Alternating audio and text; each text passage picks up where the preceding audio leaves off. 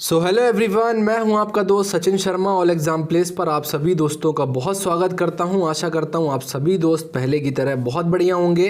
Weekly current affairs की हमारी series में आज हम 7 सितंबर से लेकर के 13 सितंबर 2020 तक के सभी इंपॉर्टेंट करंट अफेयर्स के क्वेश्चंस का डिस्कशन करेंगे। ये वीडियो हम संडे इसलिए लेकर के आते हैं ताकि हफ्ते भर आपने जो भी करंट अफेयर्स के क्वेश्चंस पढ़े हैं, कहीं से भी पढ़े हैं, उन सभी क्वेश्चंस का रिवीजन एक साथ एक ही वीडियो में कर सकें। तो इसीलिए संडे को हम ये वीडियो लेकर के आते हैं। हर संडे सुबह 5 बजे आपको ये वीडियो जो है हमारे चैनल पर मिल जाता है। वीडियो को शुरू करने से पहले आपको बता देना चाहता हूँ, ऑल एग्जाम प्लेस आपके लिए लाया है एमपी पुलिस का कोर्स। तो देर किस बात की है दोस्तों, अभी नीचे दिए गए नंबर्स पर कॉल या एसएमएस करके अपना रजिस्ट्रेशन कराएं और अपनी एमपी पुलिस की तैयारी को और बेहतर बनाएं। बढ़ते हैं अपने आज के पहले प्रश्न की ओर। हमारा आज का पहला प्रश्न है कि किसकी जयंती के उपलक्ष्य में प्रत्येक वर्ष 5 सितंबर को शिक्षक दिवस मनाया जाता है। तो दोस्तों, छात्रों के जीवन को आकार देने वाले शिक्षकों को सम्मानित करने के लिए हर साल 5 सितंबर को भारत में शिक्षक दिवस के रूप में मनाया जाता है। 5 सितंबर को हमारे देश के पहले उपराष्ट्रपति और दूसरे राष्ट्रपति महान शिक्षाविद सर्वपल्ली राधाकृष्णन जी की जयंती होती है और इसी के उपलक्ष्य में जो है पूरे देश भर में जो है शिक्षक दिवस के रूप में मनाया जाता है। तो हमारा जो पहला प्रश्न है कि किसकी जयंती के उपलक्ष्य में प्रत्येक वर्ष 5 सितंबर को शिक्षक दिवस मनाया जाता है, तो ये मनाया जाता है बी, सर्वपल्ली राधाकृष्णन। दोस्तों, हमारा ये रिवीजन का वीडियो है तो इसमें हम बहुत ज़्यादा डीप में नहीं जाएंगे। बहुत सारे जो मैं डेली करंट अफेयर्स के क्वेश्चंस लाता हूं उसमें मैं बहुत सारे, अगर कोई योजना के बारे में भी बताता हूं, कोई योजना आती है तो बहुत डीप में जाकर के मैं उस योजना के बारे में सारी बातें आपको बताता हूं। चूँकि हमारा ये रिवीजन का वीडियो है, इसमें इसलिए सिर्फ हम रिवीजन करेंगे। जो छात्र रेगुलर मेरे वीडियोस देख रहे हैं, रेगुलर मेरे वीडियोस को फॉलो कर रहे हैं, उन्हें जो है उन्होंने ये सारी चीज़ें पढ़ी हुई है और उन्हीं के लिए मैं ये वीडियो बनाता हूँ ताकि उन्होंने जो हफ्ते भर में करंट अफेयर्स के क्वेश्चंस पढ़े हैं उन सभी क्वेश्चंस का एक साथ एक ही वीडियो में रिवीजन कर सकें। कहीं पे इंपॉर्टेंट होगा तो मैं आपको बताऊंगा कि मेरी इतनी तारीख के करंट अफेयर्स के वीडियो को जा कर के देख लें आप। उसमें जो है पूरा डिटेल में मैंने बताया हुआ है सारी चीज़ें। तो आगे जो है अगर ऐसा कोई टॉपिक आएगा तो उससे मैं आपको बताऊँगा। बढ़ते हैं अगले प्रश्न की ओर। अगला प्रश्न है हमारा, किस राज्य की सरकार ने आई रखवाली एप्लीकेशन लॉन्च की है। दोस्तों, पिछले हफ्ते पर्यावरण संरक्षण के उद्देश्य से पंजाब की जो अरमिंदर सिंह सरकार है, इनके द्वारा आई रखवाली एप्लीकेशन जो है ये लॉन्च की गई थी। इस एप्लीकेशन को लॉन्च करने का पंजाब सरकार का उद्देश्य पंजाब जो राज्य है यहाँ पर हरियाली बनाए रखना है और पंजाब में पर्यावरण के संरक्षण को बढ़ावा देना है। ये ऐप जो है दोस्तों राज्य के लोगों को हरियाली बनाए रखने और अधिक से अधिक पेड़ पौधे लगाने के लिए प्रेरित करने वाली है। इस ऐप की सहायता से पेड़ों की अवैध कटाई के साथ साथ जंगलों की किसी भी प्रकार का अगर जंगलों को नुकसान पहुंचाया जाता है तो जंगल में जो संबंधित क्षेत्र का वन अधिकारी होता है उसके पास में जो है सीधे पंजाब के जो लोग हैं ये अपनी शिकायत दर्ज करा सकते हैं और इस शिकायत से जो है उस क्षेत्र में जो है इसका समाधान किया जा सकेगा। इसी तरह दोस्तों, राज्य के लोग जो हैं ये अपने अपने क्षेत्र में पर्यावरण संरक्षण में अपनी अपनी भागीदारी सुनिश्चित करा सकते हैं। तो पंजाब की सरकार का एक बहुत ही सराहनीय कदम है। प्रश्न में पूछा है कि किस राज्य की सरकार ने आई रखवाली एप्लीकेशन को लॉन्च किया है पिछले हफ्ते, तो ये किया है सी, पंजाब ने। अगला प्रश्न है हमारा कि पिछले हफ्ते किस देश की अध्यक्षता में वर्चुअली ब्रिक्स देशों के पर्यटन मंत्रियों की बैठक आयोजित कराई गई थी। दोस्तों, पिछले हफ्ते रूस की अध्यक्षता में ब्रिक्स देशों के पर्यटन मंत्रियों की बैठक का आयोजन जो है वर्चुअली मतलब वीडियो कॉन्फ्रेंसिंग के माध्यम से किया गया।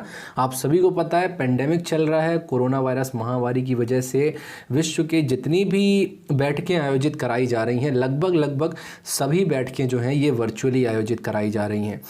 ये जो थी ये 5वीं ब्रिक्स के संस्कृति मंत्रियों की बैठक थी। इसमें जो है हमारे केंद्रीय संस्कृति और पर्यटन राज्य मंत्री स्वतंत्र प्रभार प्रहलाद सिंह पटेल जी ने जो है इस बैठक में भारत का प्रतिनिधित्व किया और इस बैठक में जो है महामारी की वजह से सांस्कृतिक क्षेत्र में जो नुकसान हुए हैं या सांस्कृतिक क्षेत्र में जो प्रभाव कोरोना वायरस महामारी की वजह से उत्पन्न हुए हैं, इन प्रभावों पर जो है विचार विमर्श किया गया है। ब्रिक्स एक बहुत ही इम्पॉर्टेंट ऑर्गेनाइजेशन है। ब्रिक्स के बारे में मैंने कई बार आपको बता चुका हूँ। डीप में अगर आप जानना चाहते हैं और अगर आप नए स्टूडेंट हैं जो मेरी वीडियो देख रहे हैं हैं तो मेरा 7 सितंबर 2020 का जो वीडियो है उसमें मैंने ब्रिक्स के बारे में पूरी डिटेल दी हुई है, तो वहाँ पर जाकर आप दे सकते हैं। लौटते हैं प्रश्न पर। प्रश्न पूछा है, हाल ही में किस ये देश की अध्यक्षता में वर्चुअली ब्रिक्स देशों के पर्यटन मंत्रियों की बैठक की गई है? तो ये की गई है डी, रूस की अध्यक्षता में। अगला प्रश्न है हमारा कि बजाज एलियांज ने इनमें से किस अभिनेता को अपना ब्रांड एम्बेसडर बनाया है? दोस्तों, पिछले हफ्ते प्राइवेट सेक्टर की जीवन बीमा company Bajaj Allianz life insurance company limited ने अभिनेता आयुष्मान खुराना को अपना ब्रांड एम्बेसडर बनाया है। आप सभी जानते हैं इनको। आयुष्मान खुराना जो है ये अब Bajaj Allianz life insurance company limited की डिजिटल सेवाओं को जो है ये प्रमोट करने वाले हैं। तो हमारा जो प्रश्न है कि बजाज एलियांज ने अपना ब्रांड एम्बेसडर किसे बनाया है? तो ये बनाया है बी, आयुष्मान खुराना को। अगला प्रश्न है हमारा कि पिछले दिनों इंग्लिश प्रो मोबाइल एप्लीकेशन को किसने लॉन्च किया? दोस्तों, पिछले दिनों हमारे केंद्रीय शिक्षा मंत्री रमेश पोखरियाल निशंक जी ने इंग्लिश प्रो नामक एक मोबाइल एप्लीकेशन को लॉन्च किया है। ये एप्लीकेशन जो है दोस्तों हैदराबाद में हमारा अंग्रेजी और विदेशी भाषाओं का संस्थान स्थित है, English and foreign language university, इसके द्वारा विकसित की गई है, डेवलप की गई है। ये एक डिजिटल एप्लीकेशन टूल है दोस्तों, जो शिक्षकों और छात्रों के लिए एजुकेशन रिसोर्स के रूप में कार्य करेगी। तो हमारा जो प्रश्न है कि इंग्लिश प्रो एप्लीकेशन को किसने लॉन्च किया है? तो ये किया है ए, रमेश पोखरियाल निशंक जी ने। ये हमारे शिक्षा मंत्री हैं। आप सभी को याद होगा न्यू एजुकेशन पॉलिसी जो है हमारे देश में आ गई है। न्यू एजुकेशन पॉलिसी आने के बाद में हमारा जो मानव संसाधन विकास मंत्रालय था इसका नाम बदल कर जो है अब शिक्षा मंत्रालय कर दिया गया है। तो इस मंत्रालय के जो मंत्री होंगे अब वो उसी मंत्रालय के नाम के मंत्री के नाम से जाने जाएंगे। तो इसमें कन्फ्यूज़न नहीं होना है।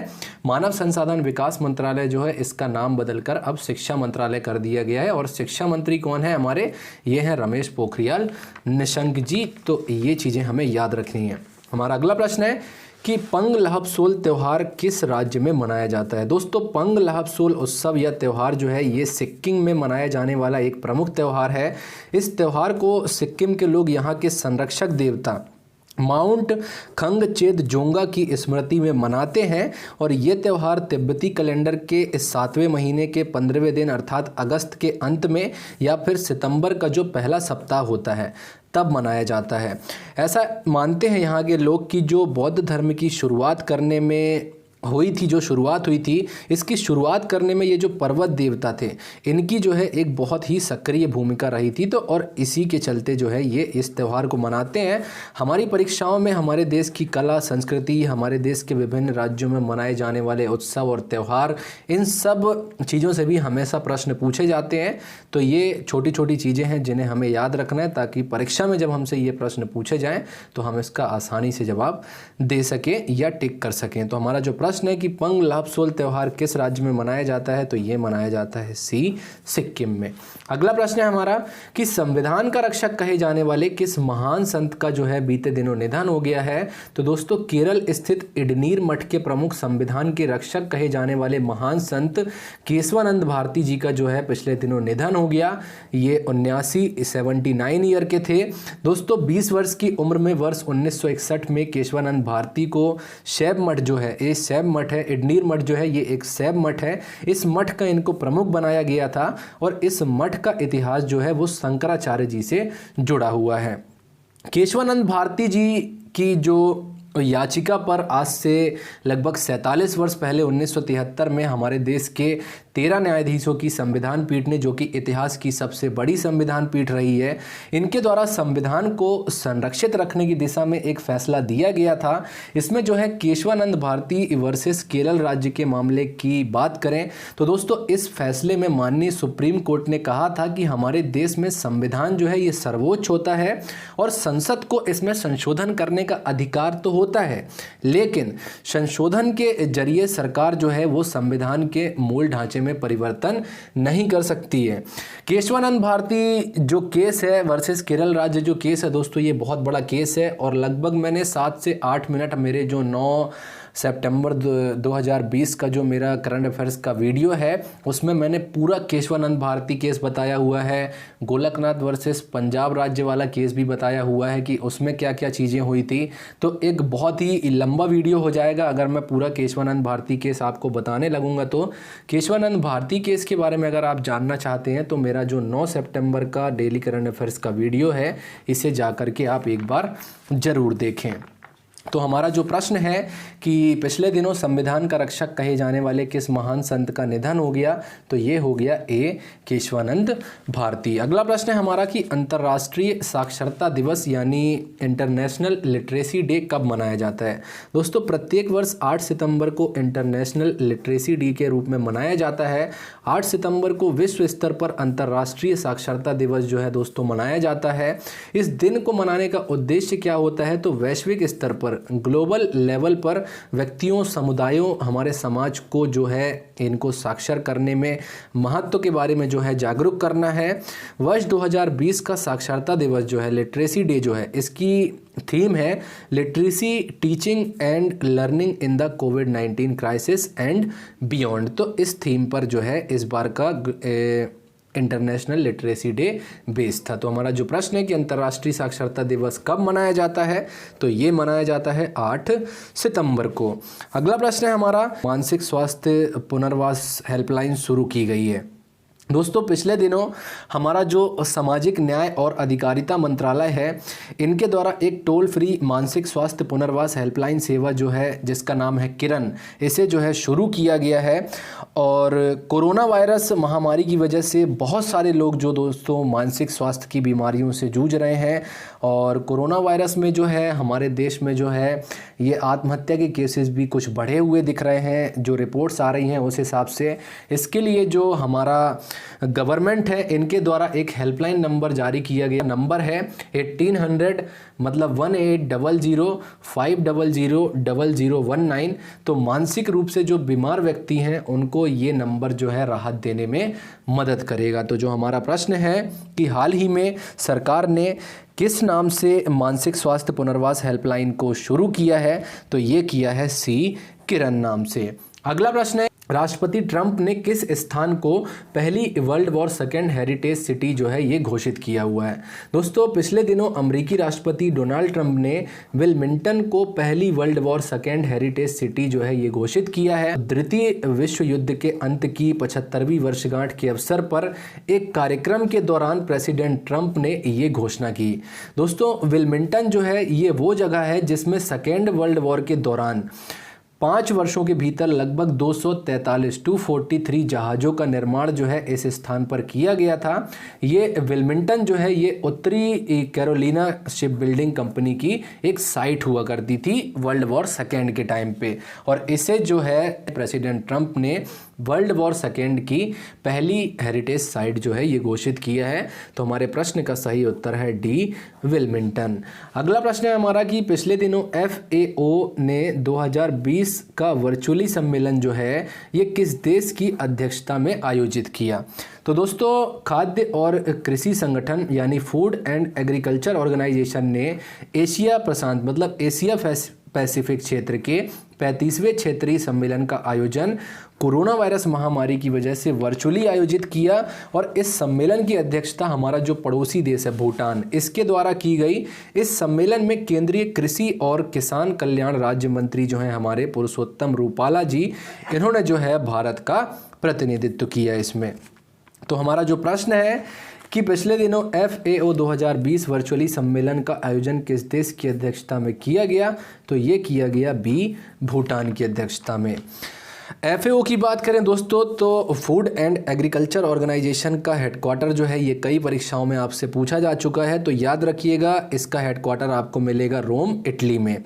और इसकी स्थापना कब हुई थी, तो इसकी स्थापना हुई थी 1945 में। अगला प्रश्न है हमारा कि इटालियन ग्रांड प्रिक्स 2020 का विजेता कौन रहा। तो हर रेस जो है लुइस हैमिल्टन नहीं जीतते हैं, ये बात अपने दिमाग में बैठा लीजिए, क्योंकि ये रेस जो है, ये रेस जीती है पियरे गैसली ने। और इस प्रतियोगिता में जो लुइस हैमिल्टन है, जहाँ तक मुझे याद आ रहा है, ये इस प्रतियोगिता में 7वीं पोजीशन पर रहे हैं। तो इस बार की जो इटालियन ग्रांड प्रिक्स है, इसके विजेता रहे हैं पियरे गैसली। अगला प्रश्न है हमारा कि इंदिरा गांधी शांति पुरस्कार से किसे सम्मानित किया गया। तो दोस्तों, पिछले दिनों सर डेविड एटनबरो को वर्ष 2019 के लिए प्रतिष्ठित इंदिरा गांधी पीस प्राइज से सम्मानित किया गया। डॉक्टर डेविड एटनबरो जो हैं, ये इंग्लिश ब्रॉडकास्टर और हिस्टोरियन हैं। ये BBC नेचुरल हिस्ट्री यूनिट लिखने के लिए अब दुनिया भर में लोकप्रिय हैं। इन्होंने जो है पृथ्वी पर जैव विविधता को संरक्षित और सुरक्षित रखने के लिए लोगों को जागरूक करने में बहुत ही अभूतपूर्व कार्य किए हुए हैं। तो इस बार का जो मतलब वर्ष 2019 का जो इंदिरा गांधी शांति पुरस्कार है, ये इस बार मिला है सर डेविड एटनबरो को। इंदिरा गांधी शांति पुरस्कारों के बारे में जो है मैंने अपने 10 सितंबर 2020 का जो करंट अफेयर्स का वीडियो है, उसमें बहुत ही डिटेल में बताया हुआ है कब से शुरू हुए, इसका पहले नाम क्या हुआ करता था, किसके द्वारा शुरू किया गया, कैसी परिस्थितियां थी। ये सारी बातें जो है मैंने 10 तारीख के करंट अफेयर्स में डिस्कस की हैं। तो वहाँ से जा कर के आप इसकी जानकारी ले सकते हैं। बढ़ते हैं अगले प्रश्न पर। अगला प्रश्न है कि अनिल जैन को किस संगठन का अध्यक्ष नियुक्त किया गया। दोस्तों, पिछले दिनों अखिल भारतीय टेनिस महासंघ यानी ऑल इंडिया टेनिस एसोसिएशन द्वारा अनिल जैन को अपना नया अध्यक्ष चुना गया है। इसके अलावा अनिल धूसर जी जो हैं, इनको AITA का महासचिव चुना गया है। और रोहित राजपाल जो हैं, इन्हें 2024 तक के लिए AITA के कोषाध्यक्ष के रूप में चुना गया है। अखिल भारतीय टेनिस एसोसिएशन की स्थापना 1920 में हुई थी दोस्तों। इसका मुख्यालय जो है आपको RK Khanna tennis stadium Delhi में मिलेगा। तो ये 2 फैक्ट भी याद रखिएगा। प्रश्न पूछा है कि अनिल जैन को किस संगठन का प्रमुख या अध्यक्ष नियुक्त किया गया है। तो ये किया गया है AITA, मतलब ऑल इंडिया टेनिस एसोसिएशन। अगला प्रश्न है कि भारत के रेडियो खगोल विज्ञान के जनक कौन हैं। दोस्तों, पिछले दिनों प्रख्यात वैज्ञानिक गोविंद स्वरूप जी का निधन हो गया। ये 91 ईयर के थे और इनका जो है पुणे में एक अस्पताल में बीते दिनों निधन हो गया है। गोविंद स्वरूप जो हैं दोस्तों, ये पुणे के पास दुनिया के सबसे बड़े रेडियो टेलीस्कोप में से एक giant metre wave radio telescope को स्थापित जो है इनके द्वारा किया गया था। और ये जो है एक बहुत ही प्रख्यात खगोलविद थे। तो इनका नाम याद रखिएगा। प्रश्न में पूछा है कि रेडियो खगोल विज्ञान के जनक कौन हैं हमारे देश में। तो ये हैं C गोविंद स्वरूप जी। अगला प्रश्न है international day to protect education from attack day कब मनाया जाता है। दोस्तों, इस साल 9 सितंबर को विश्व स्तर पर international day to protect education from attack यानी शिक्षा को हमलों से बचाने के अंतर्राष्ट्रीय दिवस को मनाया गया है। पहली बार वर्ष 2020 में शिक्षा को हमलों से बचाने के लिए अंतर्राष्ट्रीय दिवस मनाया गया। इस दिन को मनाने का उद्देश्य बच्चों पर निरंतर हिंसा के प्रभावों और शिक्षा तक पहुंचने की उनकी जो क्षमता है, इस पर चिंता व्यक्त करना है, जिसके चलते इन छात्रों की आवश्यकताओं और उन पर विशेष ध्यान देने की आवश्यकता है। आप सभी को पता है कोविड-19 जो महामारी है या ये जो पेंडेमिक है, इसकी वजह से न केवल विश्व की अर्थव्यवस्था चरमराई हुई है, बल्कि जो शिक्षा का क्षेत्र है, जो शिक्षण क्षेत्र है, इसमें भी बहुत सारी परेशानियां देखने को मिल रही हैं। बहुत से ऐसे छात्र हैं जिनके पास ऑनलाइन माध्यम उपलब्ध नहीं है और वो शिक्षा से वंचित हो गए हैं। केवल मैं भारत की बात नहीं कर रहा हूँ, अंतर्राष्ट्रीय स्तर पे भी अगर आप अफ्रीका को देख लें तो यहाँ पर जो है शिक्षा का स्तर जो है बहुत नीचे गिर गया है। इस महामारी की वजह से बहुत सारे छात्र जो हैं ये शिक्षा प्राप्त नहीं कर पा रहे हैं। तो इसी के चलते जो है international day to protect education from attack जो है ये डे जो है मनाना शुरू किया गया है। तो ये मनाया गया है इस बार 9 सितंबर को। तो ये डेट या जो ये तारीख है इसे हमें याद रखना है। अगला प्रश्न है कि नई शिक्षा नीति लागू करने वाला पहला भारतीय राज्य कौन बन गया है। दोस्तों, हिमाचल प्रदेश की जो जयराम ठाकुर सरकार है, इन्होंने जो है बीते दिनों तत्काल प्रभाव से नई शिक्षा नीति को लागू करने का फैसला कर लिया है। बीते 8 सितंबर 2020 को मंजूरी मिलते ही यहाँ के जो शिक्षा सचिव हैं, इन्होंने इस बाबत अधिसूचना भी जारी कर दी है और इसे सफलतापूर्वक लागू करने के लिए 43 सदस्यों की एक टास्क फोर्स का भी गठन किया है, जिसके अध्यक्ष जो हैं यहाँ के शिक्षा मंत्री जो हैं गोविंद सिंह जी, इन्हें नियुक्त किया गया है। हिमाचल प्रदेश में जो नई शिक्षा नीति है इसको लागू करने के बाद जो है यहाँ पर शिक्षा में कई अहम बदलाव देखने को मिलेंगे। नई शिक्षा नीति क्या है इसके बारे में मैंने एक सेपरेट वीडियो बनाया हुआ है। नई शिक्षा नीति में क्या क्या चीज़ें लाई गई हैं, जो छात्र हैं अब उनको कौन कौन से फ़ायदे होने वाले हैं नई शिक्षा नीति से। बहुत सारे फ़ायदे होने वाले हैं। हमें तो ऐसा लगता है अगर हमारे टाइम पे नई शिक्षा नीति आई होती तो कितना मज़ा आता पढ़ाई करने में।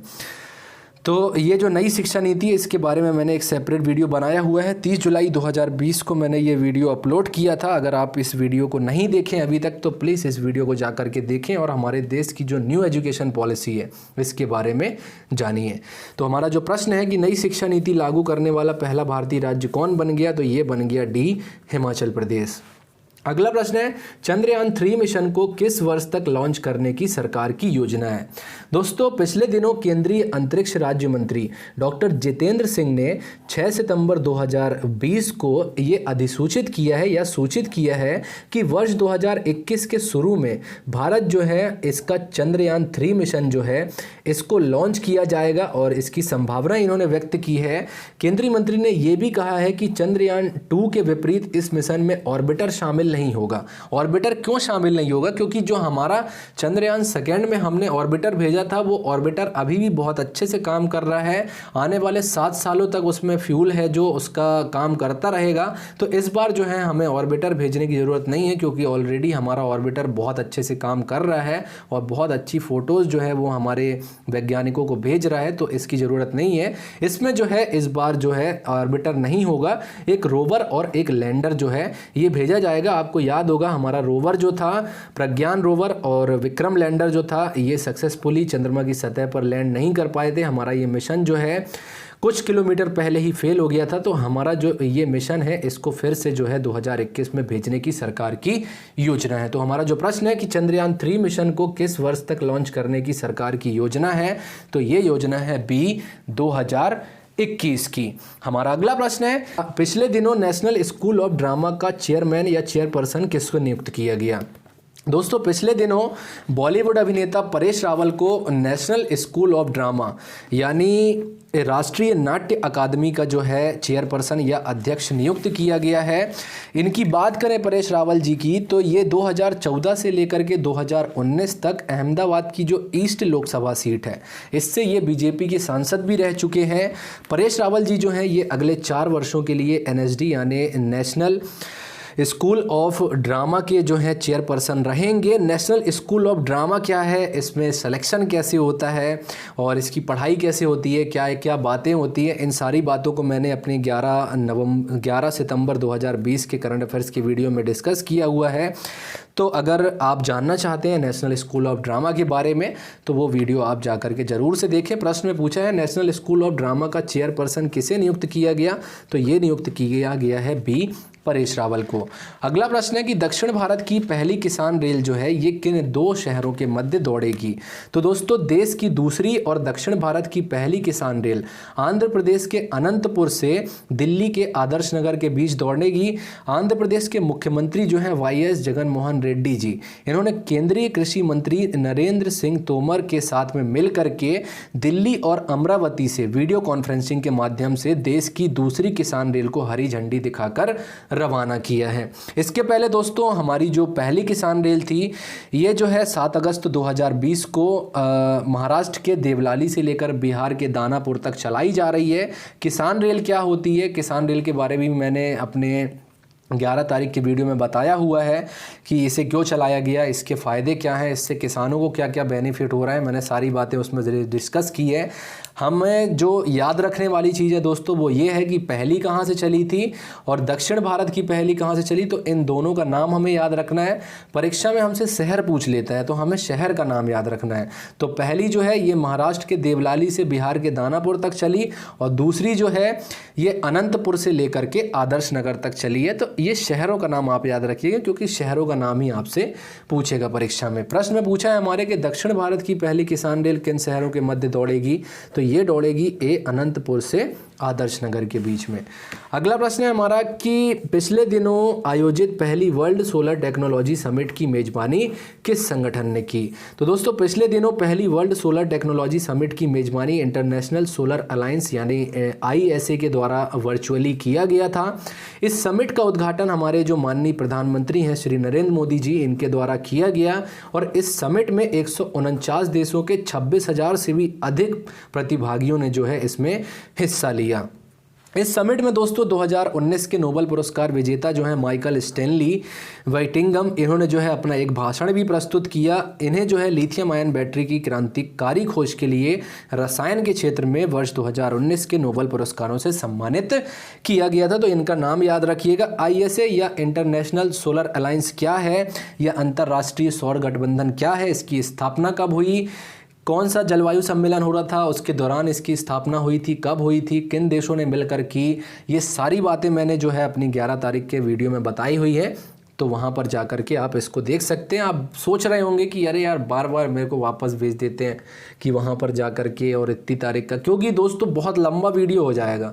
अगर वीडियो लंबा हो जाएगा तो आपको भी पढ़ने में मज़ा नहीं आने वाला है, इसलिए वीडियो को लंबा ना करते हुए मैं सिर्फ रिवीजन करा रहा हूँ आपका, क्योंकि संडे को मैं ये वीडियो लेकर के आता हूँ। तो हमने जितने भी करंट अफेयर्स के क्वेश्चंस पढ़े हुए हैं उन सभी क्वेश्चंस का हम इसमें रिवीजन करेंगे।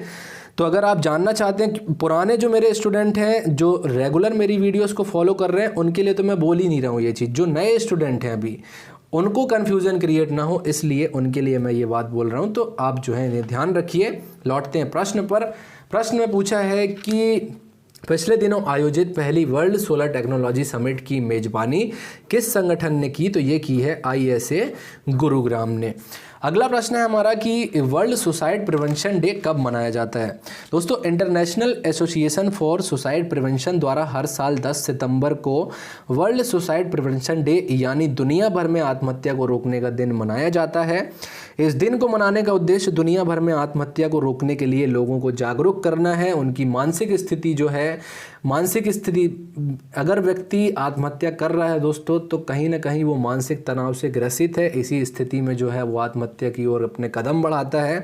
तो मानसिक स्थिति से उनको उभारने के लिए जो है ये दिन मनाया जाता है कि लोग जो हैं आत्महत्या ना करें।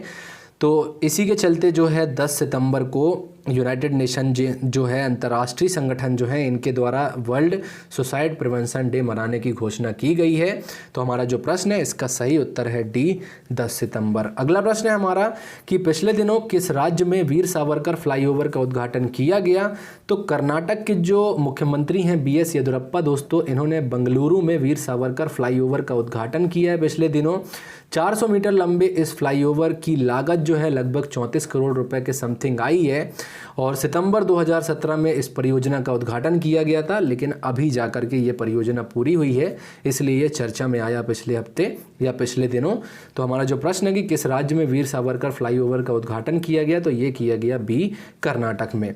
अगला प्रश्न है हमारा कि वर्ष 2021 के नोबेल शांति पुरस्कार के लिए किसे नामित किया गया है। दोस्तों पिछले दिनों संयुक्त राज्य अमेरिका के राष्ट्रपति प्रेसिडेंट डोनाल्ड ट्रंप को वर्ष 2021 के नोबेल शांति पुरस्कारों के लिए नामित किया गया है।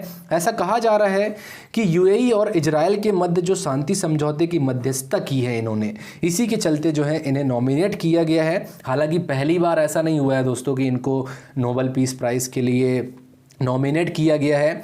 इसके पहले भी आपको याद होगा सिंगापुर में किम जोंग उन से जो इनकी मुलाकात हुई थी, एक सम्मेलन आयोजित हुआ था, उसके बाद भी इनका नाम लिया गया था। इसके बाद जो दुनिया में और भी बहुत सारे देश हैं, जैसे अफगानिस्तान वार्ता हो गई, भारत पाकिस्तान का मुद्दा हो गया, इसके बाद में उत्तर कोरिया दक्षिण कोरिया का मुद्दा हो गया। तो हर मुद्दे में जो है इनका नाम आया है, हर तरफ से इन्होंने शांति स्थापित करने के प्रयास किए हैं। हालांकि वो सफल रहे हैं नहीं रहे हैं ये एक अलग मैटर है, लेकिन इन्हें जो है ये दूसरी बार नॉमिनेट किया गया है। पिछली बार की बात करें तो पिछली बार इनका नाम भले ही नॉमिनेट हुआ था, लेकिन इन्हें पिछली बार जो है ये इस पुरस्कार से सम्मानित नहीं किया गया था। इस बार फिर से इनका नाम नॉमिनेट किया गया है। अब देखते हैं इन्हें मिलता है कि नहीं मिलता है। तो हमारा जो प्रश्न है कि 2021 के नोबेल शांति पुरस्कार के लिए किसे नामित किया गया, तो ये किया गया डी डोनाल्ड ट्रंप को। अगला प्रश्न है हमारा कि क्रिसिल ने वित्त वर्ष 2021 में भारत की जीडीपी कितने % रहने का अनुमान लगाया है। दोस्तों क्रिसिल ने वित्त वर्ष 2021 में भारत की जीडीपी दर जो है -9% रहने का अनुमान जताया है। क्रिसिल ने जो है कोविड-19 महामारी और सरकार से पर्याप्त वित्तीय सहायता की कमी के कारण जो है वित्त वर्ष 2021 में भारत की जीडीपी -9% रहने का अनुमान लगाया है। हालांकि घटने का ही अनुमान नहीं लगाया है, पूरी दुनिया की इकोनॉमीज जो है ये घटी हुई है, पूरी दुनिया की इकोनॉमी जो है ये एकदम गर्त में गई हुई है, क्योंकि ये कोरोना वायरस महामारी की वजह से हमारा जो ऑटोमोबाइल सेक्टर है इसमें बहुत ज़्यादा दिक्कत हो गई है। इसके अलावा क्रिसिल ने ये भी कहा है कि 2022 के लिए भारत की जीडीपी जो है ये 10% की दर से बढ़ने का भी अनुमान है। तो अभी जो है फिलहाल के लिए क्रिसिल ने कहा है कि वित्त वर्ष 2021 में भारत की जीडीपी जो है ये -9% रहने वाली है। तो हमारा जो प्रश्न है इसका सही उत्तर है ए -9%। अगला प्रश्न है दोस्तों हमारा कि कर्नाटक के हुबली रेलवे स्टेशन का परिवर्तित नाम अब क्या होने वाला है।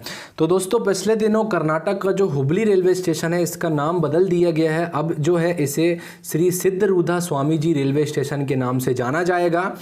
दरअसल कर्नाटक के जो हुबली समुदाय हैं, हुबली समुदाय बोला जाता है उन्हें, इन्होंने जो है पिछले कई वर्षों से इस स्टेशन का नाम परिवर्तन करने की मांग रखी है सरकार के समक्ष कि इस स्टेशन का नाम जो है ये परिवर्तित होना चाहिए। तो दोस्तों हुबली रेलवे स्टेशन जो है इसका नाम परिवर्तित करके अब जो है श्री सिद्धरूधा स्वामी जी रेलवे स्टेशन कर दिया गया है। इसका नाम जो है ये दोस्तों तीसरी बार चेंज हो रहा है। अब वो वैसे कहा जाए तो दूसरी बार चेंज हो रहा है। इसके पहले भी 2015 में हुबली से इसका नाम हुब्बाली कर दिया गया था और अब जो है इसका नाम बदलकर श्री सिद्धरूधा स्वामी जी मंदिर कर दिया गया है। सिद्धरूधा स्वामी जी जो थे दोस्तों ये एक भारतीय हिंदू संत थे और एक दार्शनिक भी थे। तो हमारा जो प्रश्न है कि हुबली रेलवे स्टेशन का परिवर्तित नाम क्या होगा, तो ये होगा D सिद्धरूधा Swami ji railway station. अगला प्रश्न है हमारा कि पिछले दिनों औपचारिक रूप से कितने राफेल विमानों को वायुसेना में शामिल कर लिया गया है। तो दोस्तों पिछले दिनों हमारी जो इंडियन एयरफोर्स है इसके द्वारा अंबाला के वायुसेना स्टेशन पर 5 राफेल विमानों को औपचारिक रूप से भारतीय सेना में शामिल कर लिया गया है।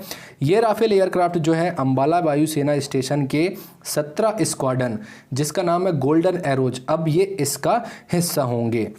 ये जो 5 राफेल विमान है दोस्तों ये आपको याद होगा कि हमारा जो शायद जहाँ तक मुझे याद आ रहा है कि जुलाई में या फिर अगस्त में जो है ये जुलाई 2020 में जो है ये भारत आए थे, लेकिन इन्हें जो है ऑफिशियली हमारी वायुसेना में शामिल नहीं किया गया था। ये आ करके यहाँ पर रखे गए थे या खड़े हो गए थे। इसके बाद ऑफिशियली जो है अभी औपचारिक रूप से हमारी जो इंडियन एयरफोर्स है उसके द्वारा इन 5 राफेल विमानों को जो है हमारी भारतीय सेना में शामिल कर लिया गया है। तो ये फिर से पिछले दिनों इसी वजह से चर्चा में आए हैं। तो हमारा जो प्रश्न है कि औपचारिक रूप से कितने राफेल विमानों को वायुसेना में शामिल किया गया है, तो ये किया गया है बी 5। अगला प्रश्न है हमारा पूनम खत्री का संबंध किस खेल प्रतियोगिता से है। दोस्तों पुलिस अधिकारी पूनम खत्री जी का संबंध वुशु से है और पिछले दिनों इनके रजत पदक को स्वर्ण पदक में तब्दील कर दिया गया था। दरअसल दोस्तों पिछले साल चीन के शंघाई में विश्व वुशु चैंपियनशिप का आयोजन किया गया था और जो इनकी प्रतिद्वंदी थी ईरान की मरियम, इन्होंने जो है इन्हें हराकर स्वर्ण पदक जीता था। पिछले दिनों जो मरियम है इनका डोप टेस्ट जो है ये पॉजिटिव आ गया है, तो नियमानुसार जो रजत पदक प्राप्त करता है उसे जो है अब गोल्ड मेडल दे दिया जाएगा और जिसका डोप टेस्ट पॉजिटिव आया है उसे जो है प्रतियोगिता से डिस्क्वालीफाई घोषित कर दिया जाएगा। तो इन्होंने रजत जीता था, सिल्वर मेडल जीता था, तो अब जो है इनका पदक जो है अब ये गोल्ड मेडल में तब्दील कर दिया गया है। इस वजह से पूनम खत्री जी चर्चा में आई। किस खेल प्रतियोगिता से संबंध रखते हैं खिलाड़ी, ये प्रश्न हमेशा हमारी परीक्षाओं में पूछे जाते हैं, इसलिए जो है याद रखिएगा कि पूनम खत्री जी जो है इनका संबंध है बी वुशु से। अगला प्रश्न है ग्लोबल इकोनॉमिक फ्रीडम इंडेक्स 2020 में भारत किस स्थान पर रहा है। तो पिछले दिनों कनाडा की एक संस्था है दोस्तों, इसके द्वारा ग्लोबल इकोनॉमिक फ्रीडम इंडेक्स जारी किया गया। इस सूचकांक में भारत 26 स्थान नीचे खिसक कर 105वें स्थान पर आ गया है। पिछले साल इस सूचकांक में हम 79th पोजीशन पर थे। इस इंडेक्स में पहले और दूसरे स्थान पर हांगकांग और सिंगापुर हैं। पड़ोसी देश जो है हमारा चीन, ये इसकी बात करें तो ये इस इंडेक्स में 124वें स्थान पर रहा है। ग्लोबल इकोनॉमिक फ्रीडम इंडेक्स में क्या क्या मेजरमेंट होते हैं, कौन कौन सी चीज़ों को उसमें देखा जाता है और फिर ये इंडेक्स लागू किया जाता है, किसके द्वारा लागू किया जाता है, ये सारी बातें जो हैं मैंने अपने 11 सितंबर का जो मेरा वीडियो है 12 सितंबर का, उसमें मैंने ये सारी बातें डिस्कस की हुई हैं, तो वहाँ पर जाके आप जान सकते हैं। और जो हमारा प्रश्न है कि ग्लोबल इकोनॉमिक फ्रीडम इंडेक्स 2020 में भारत किस स्थान पर रहा, तो भारत रहा है 105वें स्थान पर। अगला प्रश्न है हमारा कि पिछले दिनों प्लेयर्स पॉट का ब्रांड एम्बेसडर किसे बनाया गया।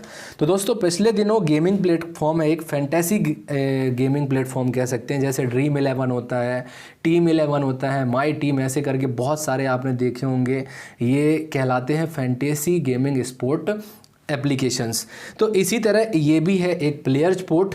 तो स्मृति मंधाना और भुवनेश्वर कुमार आप दोनों जानते हैं, आप दोनों को ही जानते हैं, इन दोनों को, दोनों हमारी भारतीय क्रिकेट टीम का प्रतिनिधित्व करते हैं। ये पुरुष टीम से करते हैं और ये महिला टीम से करती हैं। तो इन्हीं दोनों को जो है पिछले दिनों प्लेयर्स पोर्ट ने अपना ब्रांड एम्बेसडर बनाया है। तो हमारा जो प्रश्न है कि प्लेयर्स पोर्ट का ब्रांड एम्बेसडर किसे बनाया गया, तो ये बनाया गया है सी, उपरोक्त दोनों को। तो दोस्तों यहीं पर समाप्त होता है हमारा आज का वीडियो। उम्मीद करता हूँ आपको हमारी वीकली करंट अफेयर्स की ये सीरीज़ पसंद आ रही होगी। और अगर आप हमारे चैनल पर नए हैं, अभी तक आपने हमारे इस चैनल को सब्सक्राइब नहीं किया है, तो प्लीज़ हमारे इस चैनल को सब्सक्राइब करें। और जिन छात्रों ने हमारे इस चैनल को सब्सक्राइब कर दिया है उन सभी छात्रों का मैं हृदय से धन्यवाद करता हूँ। आप मुझे इंस्टाग्राम पर भी फॉलो कर सकते हैं। तो चलिए दोस्तों, अब आपसे मिलेंगे अपने अगले वीडियो में। तब तक के लिए नमस्कार, जय हिंद, जय Bharat and thanks for watching this video.